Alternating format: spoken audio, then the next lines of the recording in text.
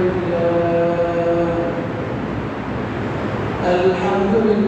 نحمده ونستعينه ونستغفره ونؤمن به ونتوكل عليه ونعوذ بالله من شرور أنفسنا ومن سيئات أعمالنا من يهده الله فلا مضل له ومن يضلله فلا هادي له ونشهد أن لا إله إلا الله وحده لا شريك له ونشهد أن محمدا عبده ورسوله أما بعد فقد قال الله تعالى في كلامه المجيد وفرقانه الحميد أعوذ بالله من الشيطان الرجيم بسم الله الرحمن الرحيم كنتم خير أمة أخرجت للناس تأمرون بالمعروف وتنهون عن المنكر وتؤمنون بالله صدق الله العظيم وقال النبي صلى الله عليه وسلم من دعا إلى هدى كان له من الأجر مثل أجور من تبعه لا ينقص ذلك من عمله شيئا أو كما قال رسول الله صلى الله عليه وسلم شوري زمان الأكبر يرضي الله عنه اللهم صل على محمد وعلى آل محمد كما صليت على إبراهيم وعلى آل إبراهيم إنك حميد مجيد اللهم بارك على محمد وعلى آل محمد كما باركت على إبراهيم وعلى آل إبراهيم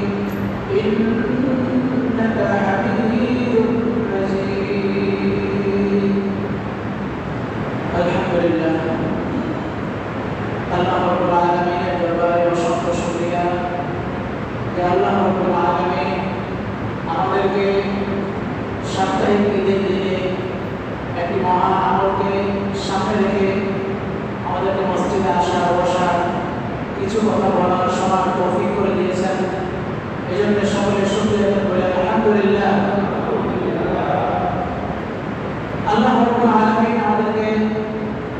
দুনিয়ায় পাঠিয়েছেন বিশেষ একটা উদ্দেশ্য দিয়ে যে সম্পর্কে আল্লাহ তাআলা বলেছেন ওমা খালাকতুল জিন্না ওয়াল ইনসা ইল্লা লিয়াবুদুন যে আল্লাহ তাআলা পৃথিবীতে মানুষ এবং জিন জাতিকে তার ইবাদত করার জন্য সৃষ্টি করেছেন ইবাদত সারা দুনিয়াতে যত কাজ আমরা করি এই সবই আমাদের ব্যক্তিগত জরুরত ব্যক্তিগত প্রয়োজনে করি এটা আমাদের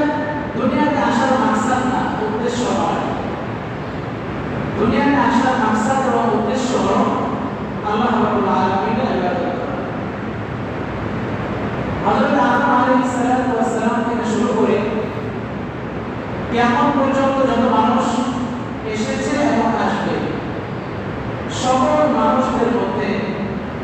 আল্লাহ তাআলা এই মহান একটা উদ্দেশ্য দিয়েছেন এবং এই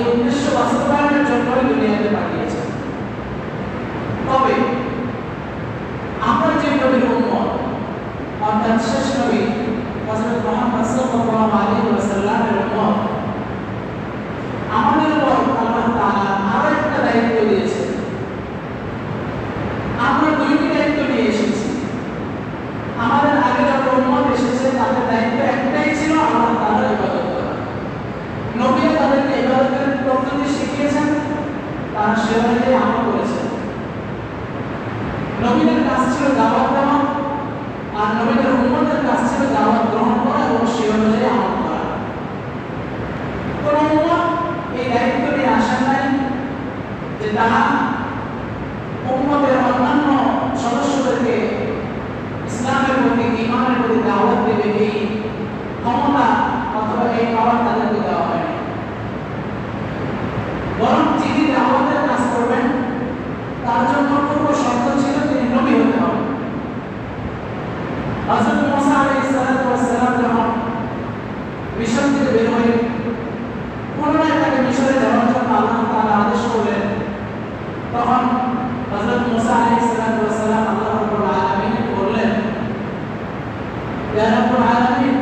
আমার তো একা একা যেতে ভয় লাগতেছে। আমি একা গেলে হয়তো ফেরাউন আমাকে হত্যা করে ফেলবে। আমার প্রতি তার আক্রোশ অনেক বেশি, রাগ গোসা অনেক বেশি। অতএব আপনি আমার ভাই হারুনকে আমার সাথে দেন, আমি তাকে নিয়ে দুই ভাই একসাথে যাব, আমার সাহসটা একটু বেশি লাগবে। আল্লাহ রাব্বুল আলামিন এই কথা বলেন নাই ঠিক আছে তুমি তোমার ভাইকে নিয়ে যাও, বরং আল্লাহ তাআলা বলেছেন ঠিক আছে আমি তোমার ভাই হারুনকে নবী বানিয়ে দিলাম, এবার তোমরা দুই ভাই দুই নবী একত্রে হয়ে ফেরাউনকে দাওয়াত দিতে যাও। তাহলে এখান থেকে বোঝা যায় যে দাওয়াত দেওয়ার জন্য নবী হওয়া শর্ত ছিল। নবুয়তের মর্যাদা ছাড়া দাওয়াতের এই মর্যাদাপূর্ণ কাজ করতে পারত না। কিন্তু আল্লাহ রাব্বুল আলামিন আখেরি নবী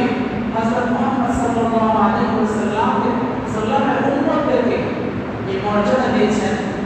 যে তারা নবীওয়ালা কাজ করবে। তাদেরকে আল্লাহ তাআলা দাওয়াতের মতো মহান কাজ করার পারমিশন দিয়েছেন যে তোমরা মানুষদেরকে দাওয়াত দিবে। অতএব বোঝা গেল আমরা শেষ নবীর উম্মত দুনিয়ায় এসেছি দুইটা দায়িত্ব নিয়ে। কয়টা দায়িত্ব? দুইটা দায়িত্ব নিয়ে এসেছি।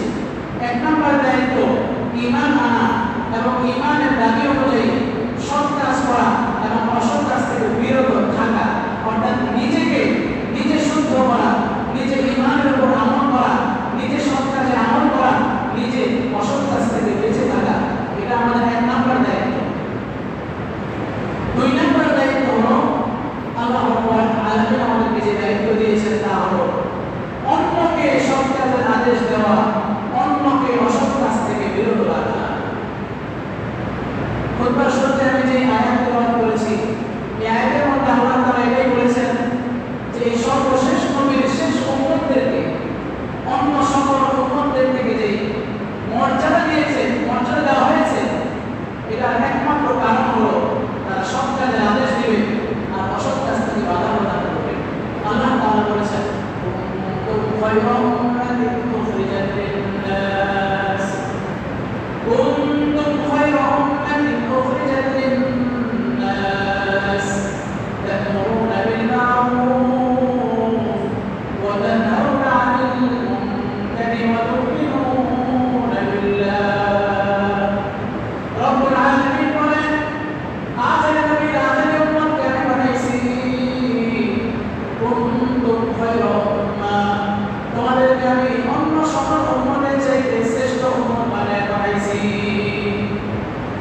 খায়রা উম্মাতিন, তোমাদেরকে যে উত্তম উম্মত বলে আমি স্বীকৃতি দিয়েছি এর কারণ কি তোমরা জানোই? ইয়া'মুরুনা বিল মা'রুফ ওয়া তানহাউনা 'আনিল মুনকার। রব্বে কারীম বলেন শেষ নবীর উম্মতদেরকে আমি এক্সট্রা অতিরিক্ত একটা দায়িত্ব দিয়েছি। তারা নিজেরা সৎ কাজ করবে, অসৎ কাজ থেকে বেঁচে থাকবে, সাথে সাথে মানুষদেরকেও সৎ কাজের আদেশ দিবে, অসৎ কাজ থেকে বিরত থাকার জন্য আহ্বান করবে। এই যে আল্লাহ তাআলা এই আয়াতের মধ্যে আমাদেরকে উত্তম করে ঘোষণা দিলেন, এই ঘোষণা দেওয়ার সাথে সাথে আল্লাহ তাআলা এর কারণটাও বলে দিয়েছেন যে কেন এই শেষ নবীর উম্মত শ্রেষ্ঠ জাতি। বলে কারণই হলো ইয়া'মুরুনা বিল মা'রুফ ওয়া ইয়ানহাউনা 'আনিল মুনকার, তারা সৎ কাজের আদেশ দিবে আর অসৎ কাজ থেকে মানুষদেরকে বিরত রাখবে। মুহতারাম হাজিরিন, এজন্য আমাদের মনে রাখতে হবে, সবসময় স্মরণ রাখতে হবে, আমি নামাজ পড়লাম, আমি ইবাদত বন্দেগী করলাম, এটাই আমার দায়িত্ব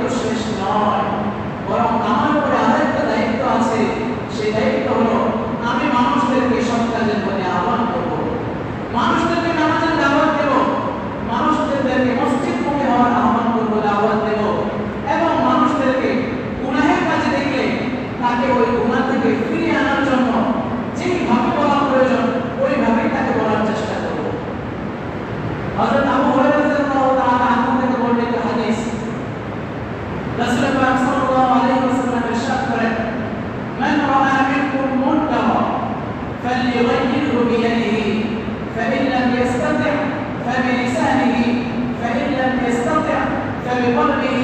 وذلك أضعف الإيمان রাসূল পাক সাল্লাল্লাহু আলাইহি ওয়াসাল্লাম বলেন যে মান রাআ যে ব্যক্তি দেখবে মুনকার কোন অসৎ কাজ গুনাহের কাজ তার সামনে হচ্ছে আমার পাশের বাড়িতে গায়ে হলুদের নামে গান বাজনার আয়োজন হচ্ছে আমি সারা রাত তাহাজ্জুদে লিপ্ত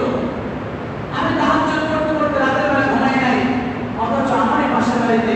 গায়ে হলুদের গান বাজাতে বাজাতে তারা রাত্রিবেলাকে সারা রাত করতে তারা গুনাহ করতে করতে সেই রাতগুলো তারা গুনাহের রাতে পরিণত করে ফেলেছে আমার এতটুকু সক্ষমতা ছিল পাশের বাড়িতে আমার ভাতিজার বাড়ি পাশের বাড়িতে আমার ভাগিনার বাড়ি সে আমাকে অনেক সম্মান করে ইজ্জত করে আমি যদি তাকে দেখে একটু বুঝায় বলতাম যে বাবা এই কাজটা করো না এই কাজটা করলে এই হবে গুনাহ হবে মানুষের ঘুম নষ্ট হবে মানুষের ইবাদত নষ্ট হবে যদি বুঝায় বলতাম তাহলে সে শুনতো বলে যদি আমি তাকে সক্ষমতা থাকা সত্ত্বেও তাকে বাধা দেওয়ার সুযোগ থাকা সত্ত্বেও আমি তাকে বাধা দিলাম না তবে এই না দেওয়াটা আমার জন্য কি পরিণাম বয়ে আনবে ছোট্ট একটা ঘটনার সঙ্গে বুঝবেন একবার আল্লাহ রাব্বুল আলামিন হযরত জিবরাইল আলাইহিস সালামকে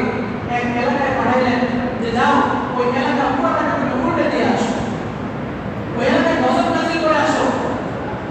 জিবরাইল আলাইহিস সালাম গজব নিয়ে গেলেন গিয়ে দেখেন ওই এলাকা সবাই গুনাহে লিপ্ত চূড়ান্ত পর্যায়ের গুনাহ চলছে এলাকার মধ্যে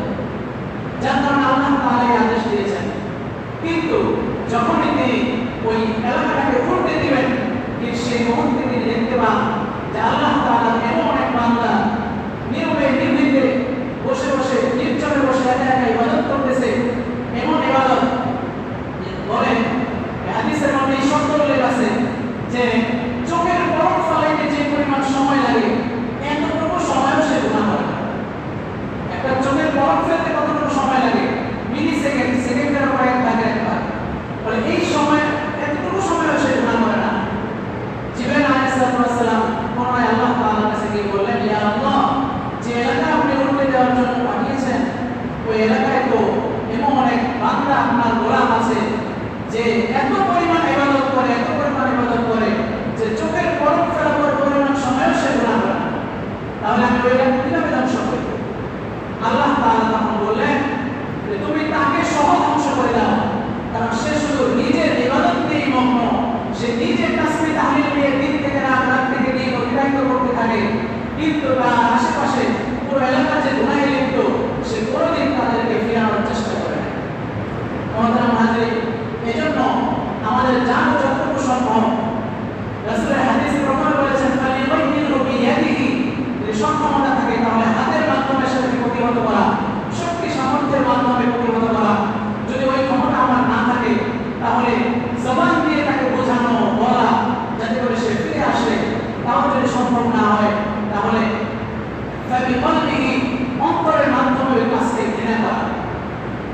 আর এই যে অন্তরের মাধ্যমে ঘৃণা করলাম এটাই হলো আযআফুল ঈমান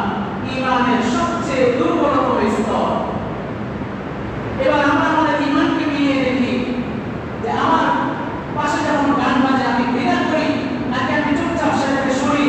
যদি এরকম হয় নাউযুবিল্লাহ আমি ওটাকে উপভোগ করি তাহলে তো আমার ঈমান আছে কিনা এটা নিয়ে সন্দেহ এজন্য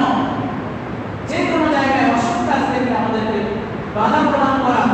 যদি হাতে সম্ভব হয় হাতে না হয় ওকে নতুবা অন্তরে সেটাকে ঘৃণা করার জন্য প্রস্তুত থাকতে হবে ইনশাআল্লাহ বলছিলাম আমাদের দায়িত্ব হলো সৎ কাজের আদেশ দেওয়া সৎ কাজের আদেশ দেওয়া এই দায়িত্ব আল্লাহ তাআলা দিয়েছেন এই দায়িত্ব যদি কেউ পালন করে তাহলে আল্লাহ তাআলা তার জন্য অনেক অনেক বেশি পুরস্কারের ব্যবস্থা রেখেছেন সকলে বলে সুবহানাল্লাহ আমি 5টি পুরস্কারের কথা বলবো সময়ের সংকলন না হলে ইনশাআল্লাহ আগামী সপ্তাহে বলবো 1 নম্বর যে ব্যক্তি সৎ কাজের আদেশ দেবে মানুষকে যে ব্যক্তি মসজিদের দিকে নামাজের দিকে আহ্বান করবে ঈমানের দিকে আহ্বান করবে ওই ব্যক্তির জন্য আল্লাহ তাআলা কি প্রতিফল রেখেছেন এ সম্পর্কে আল্লাহ তাআলা পবিত্র কোরআনে কারীমে ইরশাদ করেছেন ওয়ালতাকুম মিনকুম উম্মাহ ওয়ালতাকুম মিনকুম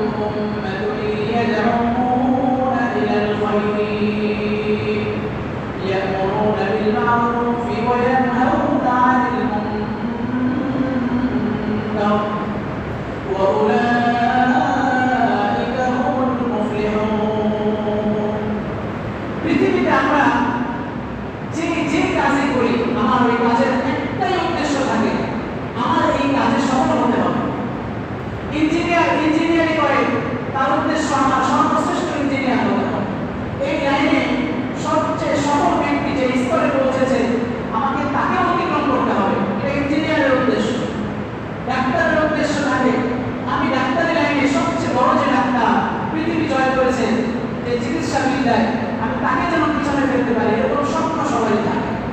মেহনত থাকুক আর না থাকুক, স্বপ্ন সবাই থাকে। ঠিক তেমনি দুনিয়ার মধ্যে এবং আখিরাতের মধ্যে আমাদের আগমনের পর এই দুনিয়া এবং আখিরাতের যে সফলতা, এই সফলতা সবারই কাম্য। সবাই চাই আমরা দুনিয়াতেও সফল হব, আমরা আখিরাতেও সফল হব। চাই কি চাই না? সবাই চায় যে আমার দুনিয়ার জীবনে যেন সফল হয়, আমার আখিরাতের জীবনে যেন সফল হয়। আল্লাহ তাআলা দুনিয়া আখিরাতের সফলতা কোথায় রেখেছেন? এই আয়াতের মধ্যে আল্লাহ তাআলা বলেছেন, ওয়া তাকুম মিনকুম উম্মাতুন ইয়াদউনা ইলাল খায়র। তোমাদের মধ্যে একটা দল এমন হবে, ইয়াদউনা ইলাল খায়র, যারা সৎ কাজের আদেশ করবে, যারা মানুষকে কল্যাণের দিকে আহ্বান করবে, ভালো কাজ উত্তম কাজের দিকে মানুষদেরকে আহ্বান করবে, ডাকবে। এই হলো এক নাম্বার। দুই নাম্বার, ইয়ামুরুনা বিল মা'রুফ, এবং তারা সৎ কাজের প্রতি মানুষদেরকে আদেশ করবে, তার সক্ষমতা অনুযায়ী সৎ কাজের আদেশ করবে। ওয়া ইয়ানহাউনা আনিল মুনকার, এবং অসৎ কাজ থেকে বাধা প্রদান করবে। এই তিন কাজ যে মানুষ করতে পারবে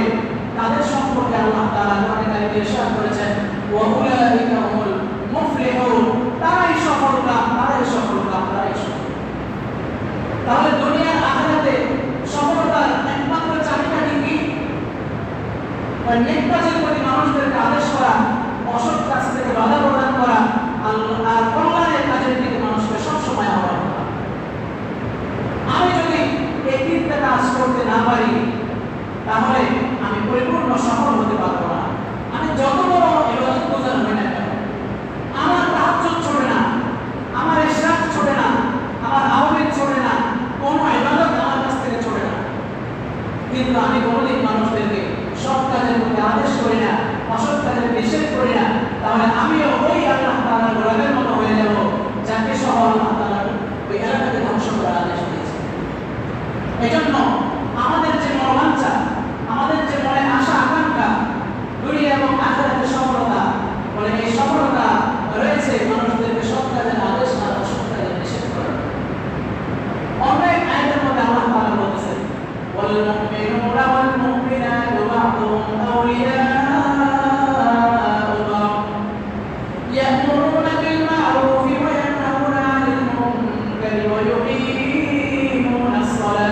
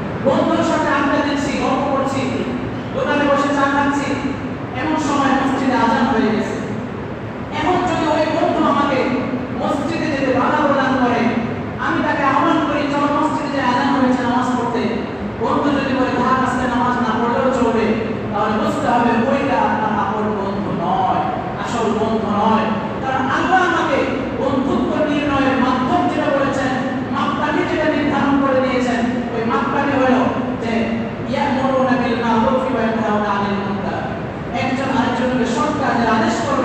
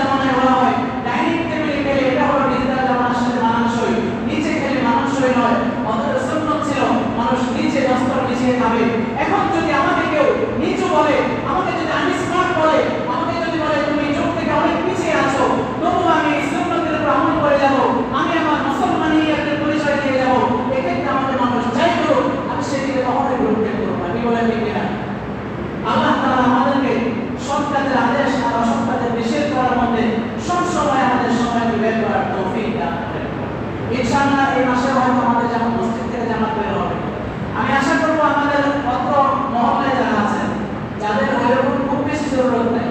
সবাই আমরা চেষ্টা করবো যে আমাদের শরীর করার জন্য। মাত্র 3টা দিন, কত দিনই তো আমরা ছুটিতে কাটাই, এদিকে ওদিকে কাটাই, সময় নষ্ট করে দিই। 3টা দিন যদি আল্লাহ রাস্তায় কাটাই, হতে পারে এই 3 দিন আমার জন্য আখিরাতের জন্য টার্নিং পয়েন্ট হয়ে যাবে। আমি যে দুনিয়ার পিছনে দৌড়াচ্ছি, 3 দিনের সময় লাগানোর কারণে আমার দুনিয়ার দিকে ঘোরাটা পরিবর্তন হয়ে আখিরাতের দিকে রওনা হয়ে যেতে পারে। এজন্য একটু মনকে মানিয়ে, পরিবারকে মানিয়ে একটু সময় বের করে আমরা চেষ্টা করবো ইনশাআল্লাহ এই 3 দিনে আমাদের শরীর হওয়ার জন্য। সকলে পারবো ইনশাআল্লাহ।